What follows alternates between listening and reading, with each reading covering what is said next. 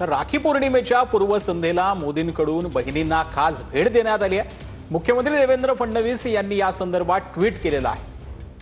राखी पौर्णिमेच्या पूर्वसंध्येला मोदींकडून बहिणींना खास भेट देण्यात आल्याचं देखील ट्विट मुख्यमंत्री देवेंद्र फडणवीस यांनी केलं। तर पंतप्रधान नरेंद्र मोदी यांच्या नेतृत्वामध्ये झालेल्या केंद्रीय मंत्रिमंडळ बैठकीत देशासह महाराष्ट्रातील तर आपण ट्विट जे आहे ते पाहूयात। मुख्यमंत्री देवेंद्र फडणवीस यांनी काय ट्विट केलंय? पंतप्रधान नरेंद्र मोदींच्या नेतृत्वात झालेल्या केंद्रीय मंत्रिमंडळ बैठकीत देशासह महाराष्ट्रातील